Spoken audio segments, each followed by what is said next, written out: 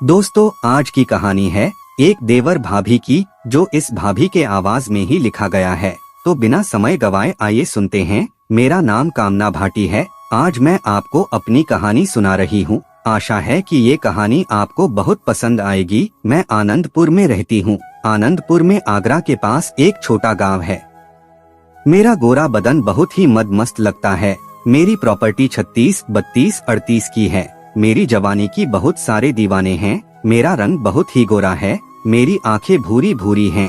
मेरा पूरा बदन बहुत ही गोरा है। मेरे बाल बहुत ही सिल्की है। मैं कॉलेज के दिनों से वो वाली बड़ी और लंबी कुल्फियाँ खाती आ रही हूँ।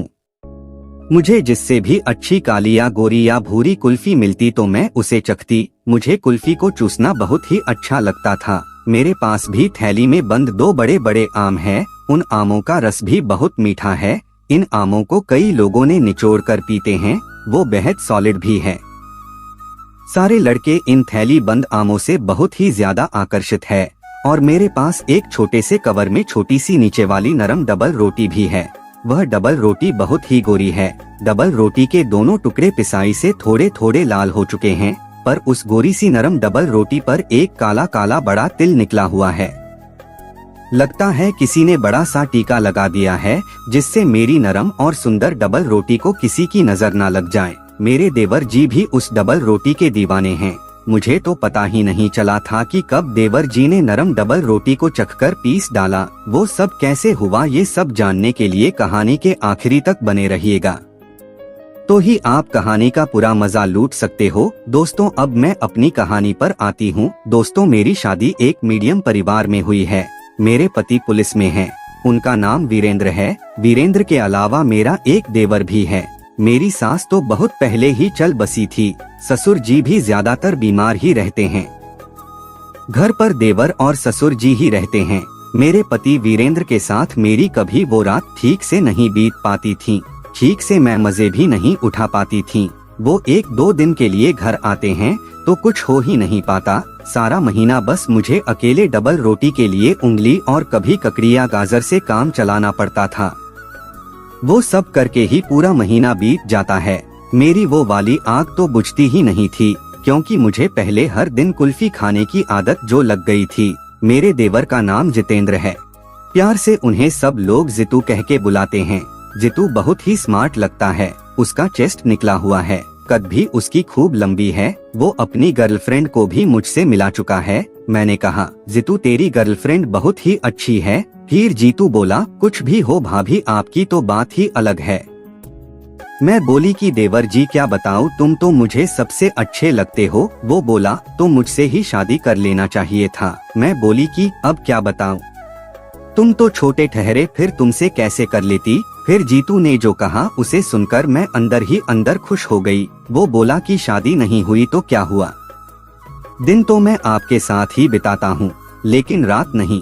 फिर जीतू जोर से हंसने लगा। मैंने जीतू से कहा, रात भी बिताओगे। जीतू अचानक से डरकर बोला कि नहीं भाभी, मैं तो मजाक कर रहा था। मन उस रात भी उंगली करके किसी तरह से खुद को संतुष्ट कर लिया और फिर शांति से सो गई। एक दिन मेरे ससुर जी भी रिश्तेदार के यहाँ चले गए थे। घर पर मैं और मेरा देवर जितू ही थे। मैंने जीतू को कहा, जितू आज रात तुम मेरे पास ही सो जाओ। वो तो डर कर बोलने लगा, अरे नहीं भाभी, मैं तो उस वक्त ऐसे ही मजाक में बोल दिया था, आपने तो मन पे ले लिया। फिर मैं उसे बोली कि अरे जीतू, तुम मेरे लिए इतना नहीं करोगे, बस बेड पे मेरे बाजू में तो सोने के लिए तो बोल रही हूँ, क्योंकि मुझे अकेले में डर लगता है। फिर जीतू मान गया। रात को हम दोनों एक साथ एक ही बिस्तर पर लेटे हुए थे। रात के 11 बज गए थे। हम दोनों को नींद नहीं आ रही थी। हम लोग 10 बजे तक हम सारे लोग सो जाते थे। आज हमें नींद नहीं आ रही थी। मैंने झूठ मूठ का सोने का नाटक किया। रात के 12 बज गए। जितू की तरफ मुंह करके सो रही थी। जितू की आंखें अभी भी खुली थी। वो मुझे घूर रहा था। धीरे धीरे अपना हाथ मेरी तरफ बढ़ा रहा था। हम लोगों का एक साथ सोना कोई नया नहीं था। कभी कभी एक साथ सो जाते थे, लेकिन जीतू मुझे कभी इस तरह नहीं घूरता था। आज उसकी आंखें कुछ और ही बता रही थी। उसकी आंखों में मुझे अजीब सी तड़फ नजर आ रही थी। कुछ दिन से ही उसकी नजर मुझ पर ऐसे रहती थी। मैंने अपना हाथ उठाकर जीतू के ऊपर रख दिया। मैंने अपना सर नीचे कर लिया। जितू को नहीं पता चला मैं ये सब देख रही हूँ। जितू के पास वाली कुल्फी मुझे साफ साफ खड़ी हुई नजर आ रही थी।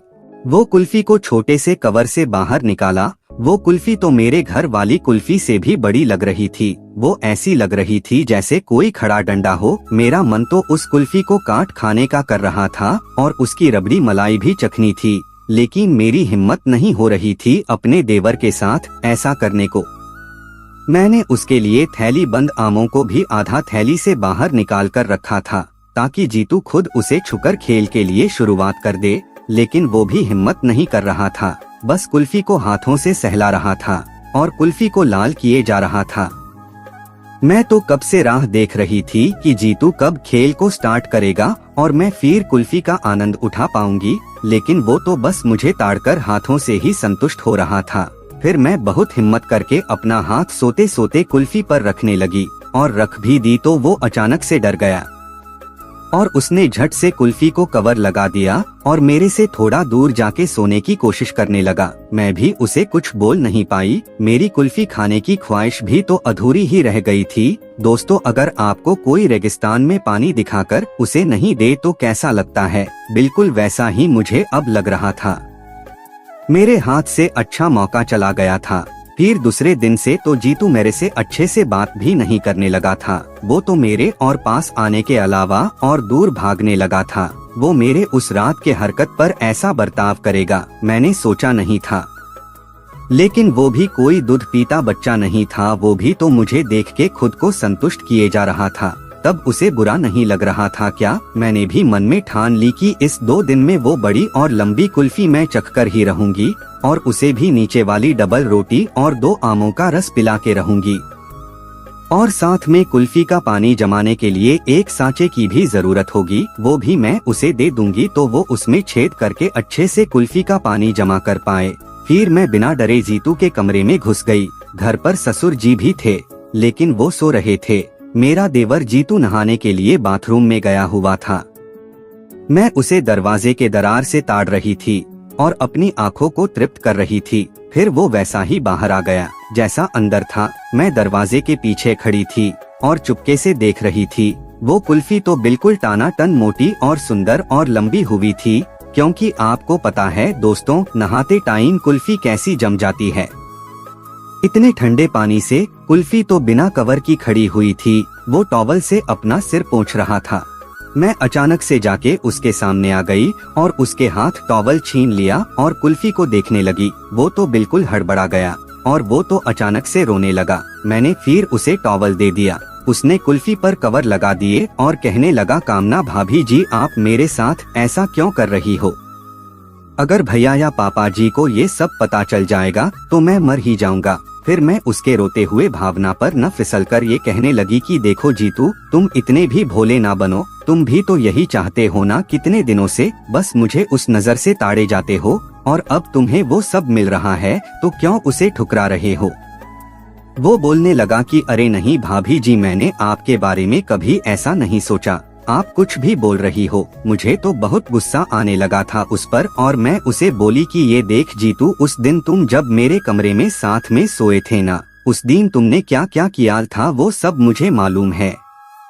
वो फिर से भोला बनने की नाटक करने लगा और बोला, क्या किया था मैंने उस दिन? बस सोया तो था आपके बाजू में, वो भी आपके कहने पर। मेरे गुस्से का पारा अब बहुत ऊपर चढ़ गया था। मैंने तुरंत अपने हाथों से वो कुल्फी कवर के साथ हाथ में पकड़ ली और उसे कसकर दबाने लगी।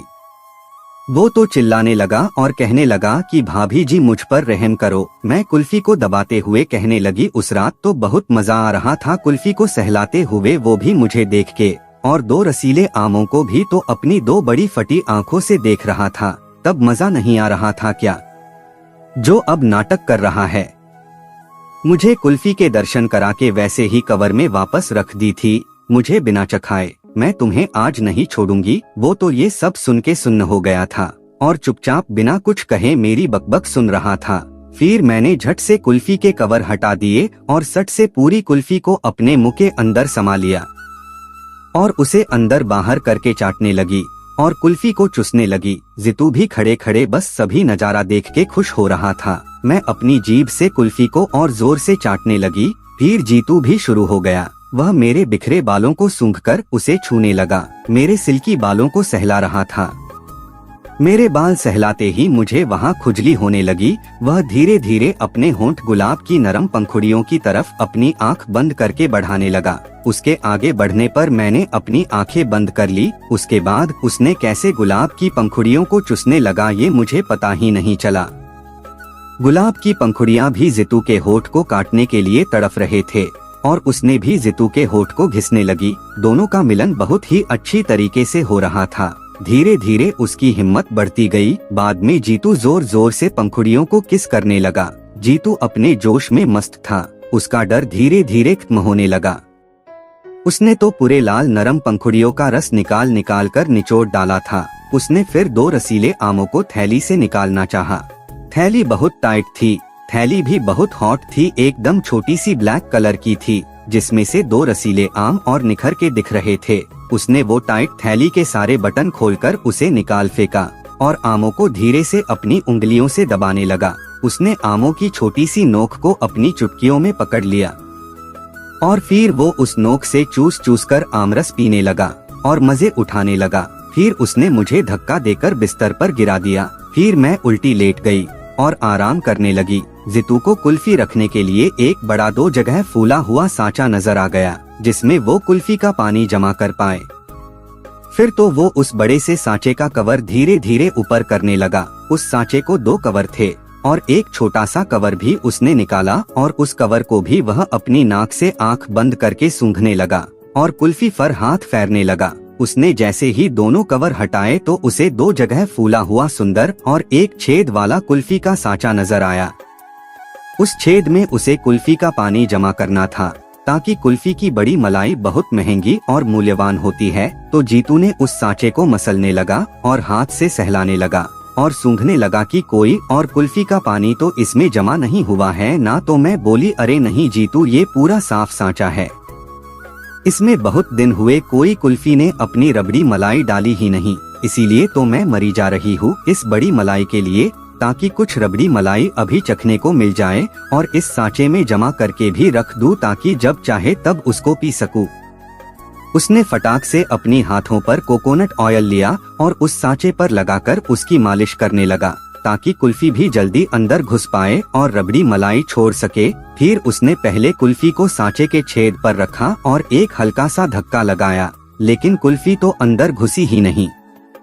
फिर मैंने उस सांचे के 2 फूले हुए हिस्सों को अपनी 2 हाथ से पकड़ी और उसे थोड़ा अलग करने लगी। फिर जितू ने कुल्फी को फिर से सांचे के छेद पर रखा और एक जोर से झटका मारा। अब तो एक ही झटके में पूरी कुल्फी अंदर सांचे में घुस गई। सांचे से अचानक से फटने की आवाज आई। मैं फिर चिल्लाने लगी, अरे फट गई, फट गई। एक ही सांचा था, वो भी फाड़ डाला। फिर जीतू बोला कि अरे कामना भाभी, सांचे को कुछ नहीं हुआ है, वो पूरा सही सलामत है, बस बहुत दिनों से कोई कुल्फी अंदर नहीं घुसी थी, इसी कारण वो आवाज आई। फिर मैं चुप हो गई और थोड़ी देर बाद मजे लेने लगी। वह फिर रबड़ी मलाई निकालने के लिए जोर जोर से कुल्फी को सांचे में अंदर बाहर करने लगा। तकरीबन 2 घंटे वो ऐसा ही अंदर बाहर करता रहा। तब जाके अब रबड़ी मलाई बाहर आने लगी थी। तो उसने एक ही झटके में पूरा कुल्फी का सांचा रबड़ी मलाई से भर डाला। कुल्फी से अभी भी रबड़ी मलाई टपक रही थी। मैंने उसे अपनी जीभ पर ले लिया और उसे चाटने लगी और सफेद मीठी रबड़ी मलाई का आनंद उठाने लगी और उसे बोली कि तुम्हें भी डबल रोटी चखनी है, पूरी लाल लाल रोटी है और वो भी डबल लेयर वाली। वो बोलने लगा, अरे हाँ चखनी है, मैं तो उसे भूल ही गया था। उसने फिर डबल रोटी पर अपनी 2 उंगली रख दी। फिर वो उस मुलायम नरम डबल रोटी को अपनी जीभ से धीरे धीरे थोड़ा चाटने लगा और फिर उस डबल रोटी के दोनों लेयर के बीच में हाथ की बड़ी उंगली घुसाने लगा, क्योंकि उस डबल रोटी में भी नमकीन पानी होता है जो उसे पीना था। वो तो बिना रुके उंगली रोटी में करे जा रहा था। डबल रोटी तो बहुत गर्म हो गई थी। फिर डबल रोटी ने भी करीब 20 मिनट लगा दिए अपना गरम नमकीन पानी छोड़ने में। जितू ने वो गरम नमकीन पानी धीरे धीरे अपनी जीभ से चाट कर पीने लगा और डबल रोटी को पूरा साफ कर दिया। आज मैं भी बहुत खुश थी और जीतू को भी खुश कर दिया था। जीतू का तो अपना अधूरा सपना पूरा हो गया था। फिर मैं उसे बोली कि देखो जितू, तुम्हें अब कभी भी कुल्फी को अकेले प्यार करने की कोई जरूरत नहीं पड़ेगी, क्योंकि मैं यहाँ बैठी हूँ ना कुल्फी को प्यार और रबड़ी मलाई के लिए सांचा देने को, तो जब चाहे तब तुम मुझे बोल देना। वो तो पूरा खुशी से उछल रहा था और फिर हम दोनों करीब 2 से 3 घंटे उसी के रूम में सोए रहे। ससुर जी भी अभी तक नहीं उठे थे, तो सब सही से हो गया। तो ये थी दोस्तों मेरी लाइफ की एक सच्ची कहानी। उम्मीद है आपको जरूर पसंद आई होगी। अगर आपने इस कहानी को सुनकर किसी ने कुल्फी से रबड़ी मलाई और किसी ने मुलायम डबल रोटी से गर्म पानी निकाला होगा। अगर आपने सच में इस कहानी को एंजॉय किया हो तो प्लीज इस वीडियो को लाइक और चैनल को सब्सक्राइब करना ना भूलें, ताकि आप इस चैनल ए फुल हिंदी पर ऐसी और रोमांटिक और मजेदार कहानियाँ पढ़ सके। और बेल आइकॉन को भी ऑल पे सेट कर लो, ताकि आने वाली वीडियो की नोटिफिकेशन सबसे पहले आप तक पहुँचे। और आप सभी के प्यार के लिए धन्यवाद।